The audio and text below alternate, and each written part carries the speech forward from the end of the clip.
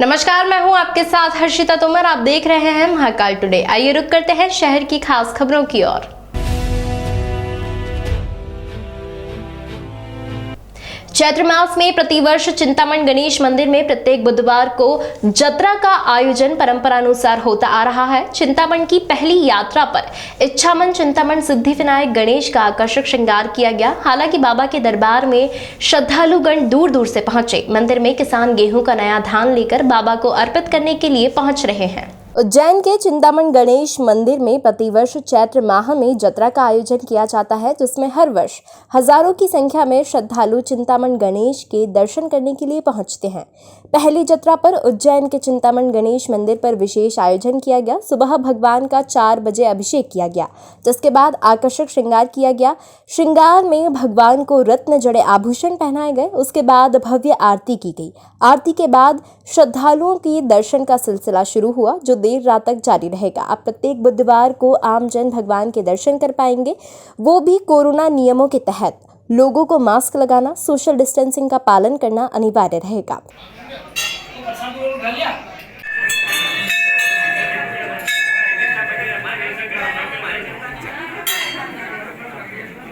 चैत्र मास में किसानों की फसलें कट जाती हैं और किसान अपनी फसल लेकर चिंतामण गणेश मंदिर पहुंचते हैं। यहाँ श्रद्धा अनुसार किसान अपनी उपज भगवान को अर्पित करते हैं और उसी ढेर से प्रसाद के रूप में अनाज घर ले जाकर पूरी फसल में मिलाते हैं और प्रसाद के रूप में ग्रहण भी करते हैं। मंदिर के पुजारी पंडित गणेश गुरु ने बताया कि प्राचीन काल से ये परंपरा चली आ रही है। प्रतिवर्ष चैत्र मास में भगवान इच्छामन चिंतामण सिद्धिविनायक की यात्रा का आयोजन किया जाता है। जत्रा के दर्शन करने के लिए दूर दूर से श्रद्धालु पहुंचते हैं। सैकड़ों की संख्या में बुधवार को श्रद्धालु यहां पर आकर भगवान इच्छामन चिंतामण सिद्धिविनायक का आशीर्वाद भी प्राप्त करते हैं। चैत्र मास में मनोकामना सिद्धि और मन्नत पूर्ति के लिए लोग दर्शन के लिए पधारते हैं। अनादिकाल से एक यहाँ पर इसका स्वरूप दिया गया है कि चैत्र मास की जत्रा, इसमें श्रद्धालु अपने घर से नया धान भगवान को चढ़ाते हैं और अपने घर पे भी उसका प्रयोग करने के लिए उपयोग में लेते हैं। गणेश जी को मनाते भी हैं और नवविवाहित वर वधुओं को पैर पड़ाना और विशेषकर जो संतान प्राप्ति के लिए या मांगलिक कार्य के लिए गणपति को इन बुधवारों में मनाया जाता है। इस चैत्र मास में जो बुधवार आते हैं उनको इस जत्रा का नाम दिया गया है। इस बार 4 जत्रा है, जो आज पहली जत्रा के रूप में प्रारंभ हुई है और लोगों में काफ़ी उत्साह देखा गया है, क्योंकि 2 वर्ष से कोरोना के कारण जत्रा नहीं लगी थी। तो श्रद्धालुओं की ऐसी लालसा है कि भगवान के दर्शन करें और कार्य सिद्धि की कामना करें। 23 मार्च को शहीद भगत सिंह, राजगुरु और सुखदेव के शहीदी दिवस पर इन देश के सपूतों को श्रद्धांजलि दी गई है। युवाओं के प्रेरणा स्रोत भगत सिंह, सुखदेव और राजगुरु के 92वें बलिदान दिवस को शहीदी पर्व के रूप में मनाया गया है। सिंहपुरी स्थित शहीद भगत सिंह उद्यान में तीनों की मूर्तियों पर राष्ट्रीय सिख संगत, बाबा दीप सिंह सामाजिक सेवा संस्था एवं अंतर्राष्ट्रीय भगत सिंह मंच द्वारा पुष्पांजलि अर्पित की गई है। आज भी ऐसी कई ताकतें हैं जिनके कारण देश के अंदर आक्रोशित हम सबके बीच कहीं ना कहीं भगत सिंह, राजगुरु आज भी हैं। तरीके प्रकार अलग हो सकते हैं। ये मूर्ति हमारे विशुद्ध जब थे समय की धारा में लोग ले जाया करते हैं और कुछ लोग ही ऐसे होते हैं जो इतिहास बनाया करते हैं। शहीद भगत सिंह जी हमको सबका मार्गदर्शन किया। सम्मानीय जैन साहब इस मौके पर मुख्य रूप से पूर्व मंत्री व विधायक पारस जैन, भाजपा के पूर्व नगर जलाध्यक्ष इकबाल सिंह गांधी, पूर्व जोन अध्यक्ष शिवेंद्र तिवारी, भाजपा मंडल अध्यक्ष हेमंत वर्मा, उपस्थित जनों को तीनों शहीदों के संस्मरण सुनाए गए हैं। यहाँ शहीद आजम भगत सिंह, सुखदेव, राजगुरु की प्रतिमा पर पुष्पांजलि भी अर्पित की गई है। भगत सिंह जी, सुखदेव और राजगुरु तीनों की एक साथ शहादत हुई थी और उन्होंने देश आज़ाद कराने के लिए अपने जीवन को न्यौछावर किया। उस टाइम भी जो अंग्रेज शासन थे उनसे कहा था कि आप माफ़ी मांग लो। उन्होंने कहा मैं देश के लिए पैदा हुआ, माफ़ी मांगने के लिए। और उन्होंने कहा था कि मैं अंग्रेजों से मुक्त करूँगा, देश को आज़ाद करूँगा। आज हमारे देश आज़ाद है और वास्तविक में जो भी जिस प्रकार का समय चल रहा है उसको देखते हुए भगत सिंह, सुखदेव, राजगुरु जैसे लोगों की आवश्यकता है। उनके चरणों में मैं अपनी ओर से श्रद्धा सुमन अर्पित करता हूँ। उज्जैन में आज किसानों ने कृषि मंडी में हो रही अनियमितताओं को देखते हुए मंडी सचिव को ज्ञापन दिया है। उज्जैन में बुधवार को भारतीय किसान संघ द्वारा किसानों की समस्याओं को लेकर प्रदर्शन किया गया है। इस प्रदर्शन के दौरान किसान संघ ने बताया कि मंडी में बड़े स्तर पर अनियमितताएं चल रही है, जिस पर किसी का अंकुश नहीं है। किसानों से बेवजह समग्र आईडी, आधार कार्ड, पावती मांगी जा रही है, जिसकी कोई आवश्यकता नहीं होती है। बढ़ती आवक को देखते हुए मंडी में बड़े तोल कांटे होना चाहिए, लेकिन 10 टन के बड़े कांटे ही नहीं है। किसानों ने बताया कि मंडी में बगैर हाइड्रोलिक ट्रॉली पर शुल्क लगाया जाता है। बावजूद नियम के विरुद्ध जाकर मंडी में हाइड्रोलिक ट्रॉली से भी पैसे वसूले जा रहे हैं। किसानों ने विरोध प्रदर्शन को देखते हुए मौके पर पहुंचे एसडीएम, तहसीलदार और मंडी सचिव ने पहुंचकर प्रदर्शन कर रहे किसानों के बीच पहुंचे और बड़े तोल कांटे सहित अन्य समस्याओं को जल्द समाधान करने का आश्वासन दिया है। बाकी मंडी के बारे में तो सब चर्चा हो गई है।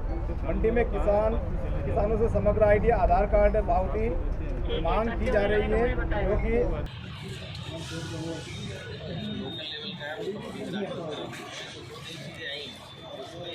भारतीय किसान संघ जिला उज्जैन द्वारा किसानों की समस्याओं को लेकर मंडी में धरना व ज्ञापन दिया गया।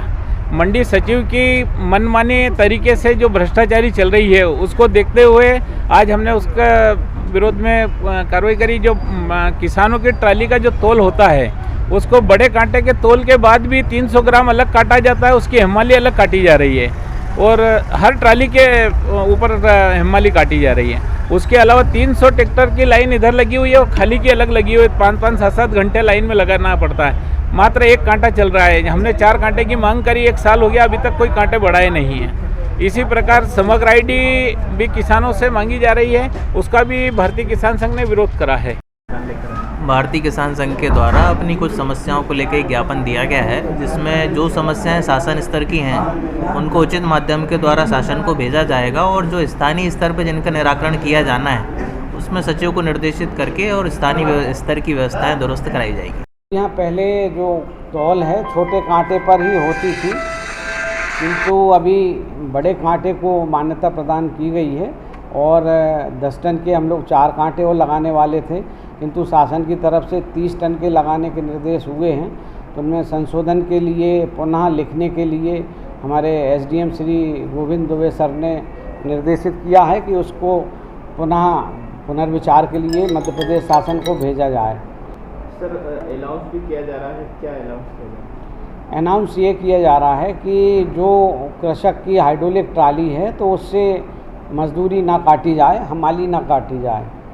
द कश्मीर फाइल्स फिल्म देखने के लिए प्रधानमंत्री नरेंद्र मोदी ने सभी देशवासियों से आग्रह किया है। इसी को लेकर कई दिनों से अलग अलग संगठन इस फिल्म को देखने के लिए पहुंच रहे हैं। आज शहीदों को याद करते हुए विश्व हिंदू परिषद बजरंग दल अपने 300 से अधिक कार्यकर्ताओं और साधु संतों के साथ फिल्म देखने के लिए पहुंचे। सबसे पहले उन्होंने देश की आजादी के लिए शहीद हुए शहीदों को याद करते हुए माल्यार्पण किया। देश भर में द कश्मीर फाइल्स फिल्म देखने के लिए लोगों की भीड़ थिएटर में उमड़ रही है। ये फिल्म कश्मीर पंडितों के साथ हुए अत्याचारों पर बनाई गई है। इस फिल्म ने अब तक करोड़ों रुपए का राजस्व प्राप्त किया है। वहीं प्रदेश की सरकारों ने इस फिल्म को टैक्स फ्री भी कर दिया है। फिल्म को अच्छे से और अधिक जानने के लिए आज उज्जैन में भी विश्व हिंदू परिषद, बजरंग दल और हिंदूवादी संगठनों ने अपने 322 कार्यकर्ताओं को फिल्म का शो दिखाया है। प्रांतीय संयोजक महेश आंजना के मुताबिक हमने हमारे परिवार के साथियों को कश्मीर में कश्मीरी पंडितों पर हुए अत्याचार से अवगत कराने के लिए ये फिल्म दिखाई जा रही है। फिल्म में जाने से पूर्व उज्जैन के अखाड़ों में रहने वाले संत महंतों को शहीद पार्क पर आमंत्रित भी किया गया। पीवीआर के बाहर ही संतों महंतों ने आज 23 मार्च को शहीद दिवस पर शहीद भगत सिंह, राजगुरु और सुखदेव को याद करते हुए सभी ने एक साथ श्रद्धांजलि दी। श्रद्धांजलि के बाद करीब 15 से 16 साधु संत अपने कार्यकर्ताओं के साथ फिल्म देखने के लिए पहुंचे। प्रांतीय संयोजक महेश आंजना ने बताया कि आज पीवीआर में करीब 332 सीटों को बुक करवाया गया है। शहीद दिवस पर शहीद हुए भगत सिंह, राजगुरु और सुखदेव की प्रतिमा पर पुष्प अर्पित कर श्रद्धांजलि भी दी गई है। इसके बाद कश्मीर फाइल्स फिल्मों में कार्यकर्ता शामिल हुए, जिसमें कार्यकर्ताओं को कश्मीरी पंडितों के साथ हुए दुर्व्यवहार के बारे में जानकारी देने के लिए फिल्म को दिखलाया गया है। जय श्री महाकाल।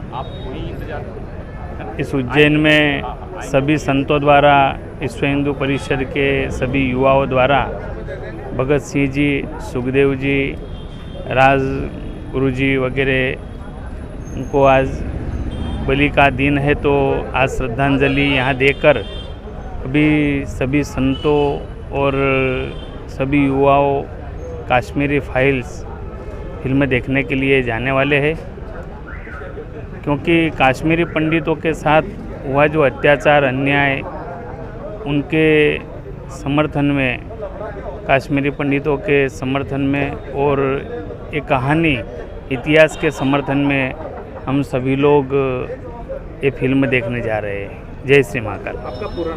आज 23 मार्च को जिस प्रकार से हमारे 3 क्रांतिकारियों का बलिदान हुआ था, तो आज एक बलिदान दिवस भी है।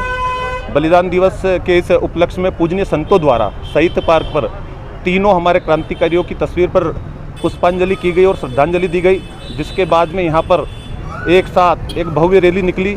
हिंदू समाज का जो जन जागरण द कश्मीर मूवी जो चल रही है अभी, जिसमें सनातन को और जिस प्रकार कश्मीरी पंडितों पर अत्याचार हुआ जो सत्य दिखाया गया है, तो उसी को लेकर आज विश्व हिंदू परिषद बजरंग दल जिला उज्जैन ने PVR में 12.25 वाला 322 सीट का पूरा एक शो बुक किया है और इस जन जागरण के माध्यम से सभी को ये मूवी दिखाई गई है। उज्जैन में बच्चों के टीकाकरण के पहले ही दिन केंद्रों पर अव्यवस्थाएं नजर आई हैं। पहले तो स्वास्थ्य विभाग ने टीकाकरण केंद्रों की सूची समय पर जारी नहीं की, वहीं कुछ स्कूलों में परीक्षाएं भी चल रही हैं। ऐसे में टीकाकरण के समय को भी 2 घंटे आगे बढ़ाना पड़ा और स्कूल प्रबंधकों को भी ताबड़तोड़ व्यवस्थाएं करनी पड़ी। आज सुबह 10 बजे तक आपाधापी का आलम रहा। पालक भी टीकाकरण के लिए इधर उधर भटकते रहे। दशहरा मैदान स्थित शासकीय कन्या उमावी को भी टीकाकरण केंद्र बनाया गया है। यहाँ पर कक्षा 9वीं की परीक्षा चल रही है। ऐसे में यहाँ पर टीकाकरण का समय बदलते हुए दोपहर 12 बजे तक का किया गया है। वहीं देसाई नगर स्थित शासकीय कन्या न्यूनतम माध्यमिक विद्यालय के खुलने का समय ही 11 बजे है। ऐन वक्त पर केंद्र की सूची जारी की गई है। ऐसे में यहाँ भी 1 घंटे देरी से टीकाकरण शुरू हो पाया है। प्रदेश भर सहित जिले में भी आज से 12 से 14 वर्ष आयु के बच्चों को कोरोना रोधी वैक्सीन कार्बीवैक्स लगाने का काम शुरू होना था, लेकिन कई केंद्रों तक सुबह 10 बजे तक टीम ही नहीं पहुंची थी। इधर पालक अपने बच्चों को टीका लगवाने स्कूलों में पहुंचे तो पता चला कि स्कूल संचालकों को ही जानकारी नहीं है कि किन स्कूलों में टीका लगेगा। इस जानकारी को स्वास्थ्य विभाग ने एक दिन पूर्व सोशल मीडिया पर जारी नहीं किया। इस कारण भी उहापोह बनी रही है। डॉक्टर परमार द्वारा चर्चा के पश्चात ताबड़तोड़ एक संशोधित सूची जारी की गई। इस सूची के अनुसार निम्नांकित केंद्रों पर आज शाम तक टीके लगवाए जा सकते हैं।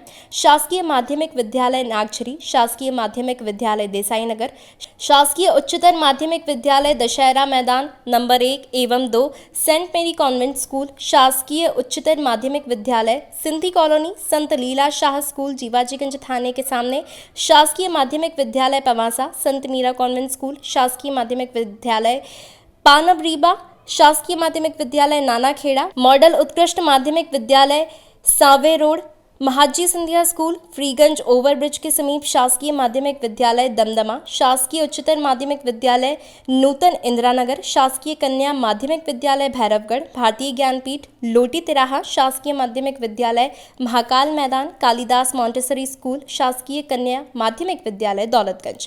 पहले दिन रखा है 20,000 टीके लगाने का लक्ष्य। जिला टीकाकरण अधिकारी डॉक्टर केसी परमार के अनुसार पहले दिन 20,000 टीके लगाने का लक्ष्य रखा गया है। जब ये पूछा गया कि टीमें 10 बजे तक नहीं पहुंची हैं तथा टीकाकरण केंद्रों के नाम जारी नहीं होने से लोग भटक रहे हैं, तब उन्होंने कहा कि ये गलती तो हो गई है, हम आगे से इसका ध्यान रखेंगे। ज्ञात रहे टीकाकरण का समय भी लोगों को स्कूल संचालकों को मालूम नहीं था। डॉक्टर परमार ने चर्चा में बताया कि पूरे जिले में 78,310 बच्चों को टीका लगाया जाना है, जिनका जन्म 15 मार्च 2010 के पूर्व हुआ है। पहले दिन 20,000 का लक्ष्य रखकर जिले भर के लिए 200 टीमें बनाई गई हैं। हर टीम में 4-4 लोग मौजूद रहेंगे। उज्जैन में पंचमपुरा चौराहे स्थित सुलभ कॉम्प्लेक्स परिसर में एक 2 मुहा सांप मिलने से खलबली मच गई है। सांप निकलने की एक युवक ने पुलिस और वन विभाग की टीम को सूचना दी थी। उज्जैन के पंचमपुरा चौराहे स्थित सुलभ कॉम्प्लेक्स परिसर में 2 मुहा सांप मिला है। मौके पर मौजूद युवक ने सांप को लेकर पुलिस को सूचना दी थी। जानकारी देते हुए मौके पर मौजूद युवक ने बताया कि वह 2 तालाब से पंचमपुरा स्थित अपने घर जा रहा था। इसी दौरान वह सुलभ कॉम्प्लेक्स पर रुका तो देखा कि वहां पर 2 मुहा सांप पड़ा हुआ है। युवक द्वारा तत्काल पुलिस को सूचना दी गई कि यहाँ पर 2 मुहा सांप पड़ा हुआ है। इसके साथ ही रेस्क्यू के लिए वन विभाग की टीम को भी सूचना दी गई। वन विभाग की टीम तुरंत मौके पर पहुंची और सांप को पकड़ने का प्रयास किया।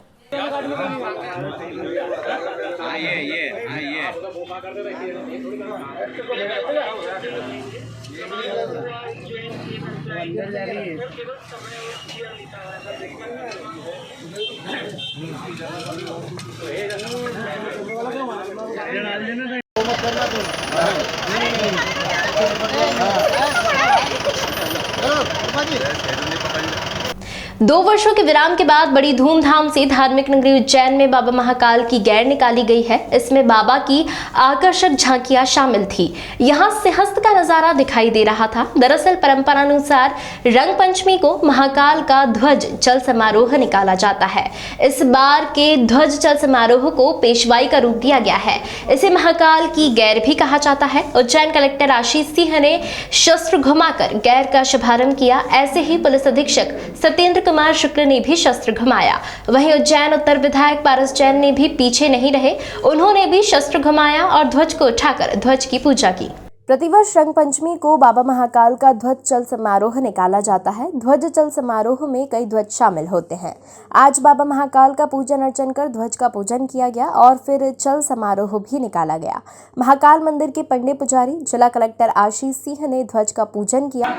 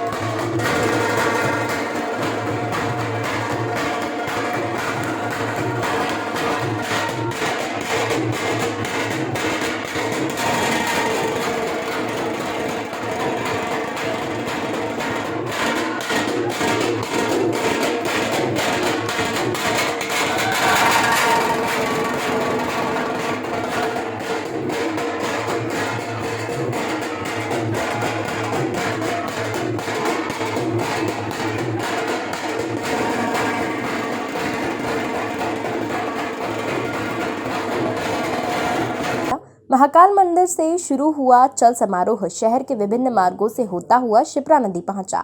चल समारोह में इंदौर के आकर्षक बैंड भी शामिल हुए। यहां कोरोना के कारण गैर नहीं निकाली जा सकती थी। 2 वर्ष बाद अब गैर भी निकली है। इसे देखने के लिए हजारों की संख्या में श्रद्धालु नजर आए। ये भक्तों में काफी उत्साह दिखाई दिया है। हालांकि पूर्व के वर्षों की तरह इस वर्ष झांकियां शामिल नहीं थी।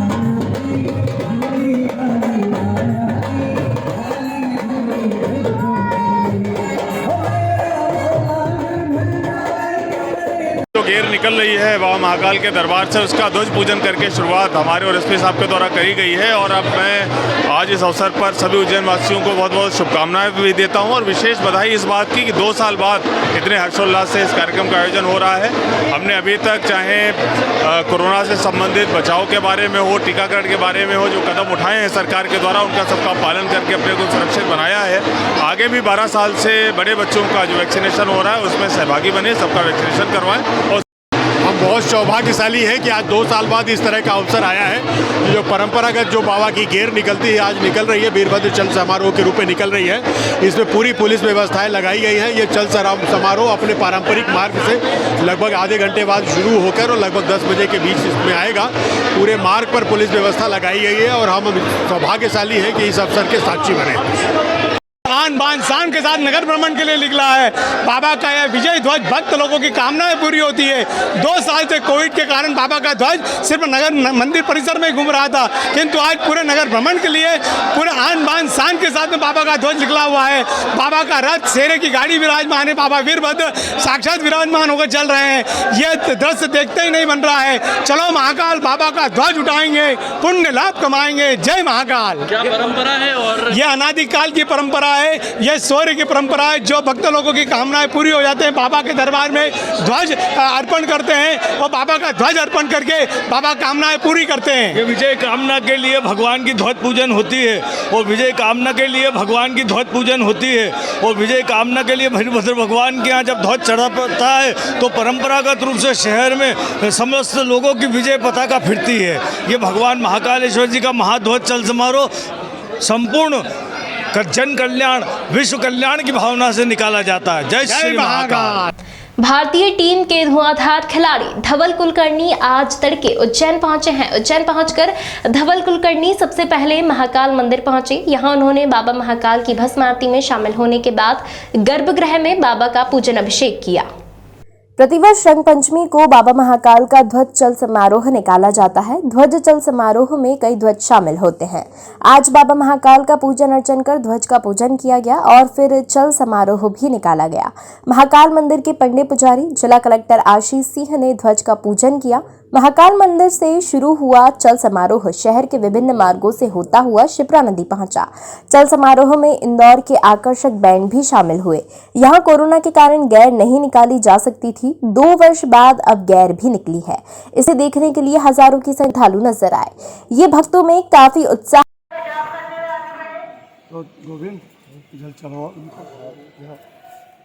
ये शौकीन है क्रिकेट का, हम तो नहीं, हम तो दूसरे खेलों के शौकीन है।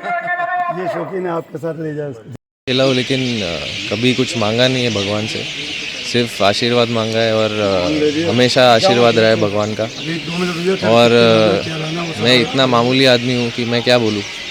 नहीं, आईपीएल में तो नहीं है ये साल, लेकिन कुछ मुंबई रणजी टीम के साथ हूँ अभी, तो फिलहाल उस पर ही फोकस है पूरा।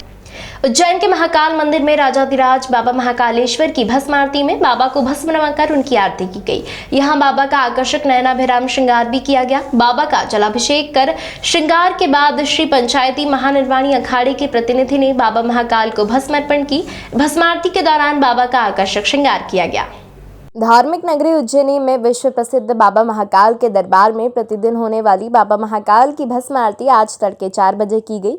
महाकाल के गर्भगृह में आज तड़के बाबा महाकाल की भस्म आरती की गई। यहाँ बाबा महाकाल का आकर्षक और नयनाभिराम श्रृंगार किया गया। श्रृंगार के पश्चात बड़े हर्षोल्लास के साथ बाबा महाकाल की भस्म आरती की गई। ऐसी मान्यता है कि बाबा महाकाल की एक झलक पाने से हर व्यक्ति विशेष हो जाता है।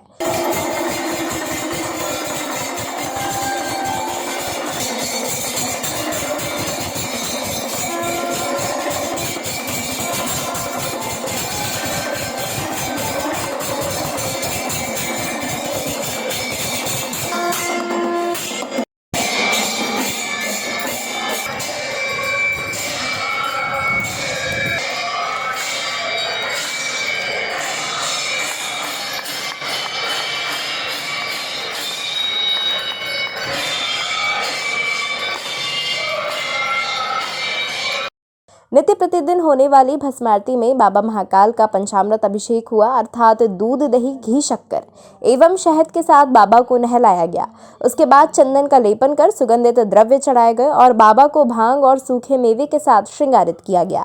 इस बीच पंडितों द्वारा मंत्रोच्चारण भी किए गए। फिर बाबा को सफेद वस्त्र ओढ़ाकर भस्म रमाई गई। भस्मीभूत होने के बाद झांझ, मंजीरे, ढोल, नगाड़े, शंखनाद और जय महाकाल के उद्घोष के साथ बाबा महाकाल की भस्म आरती की गई।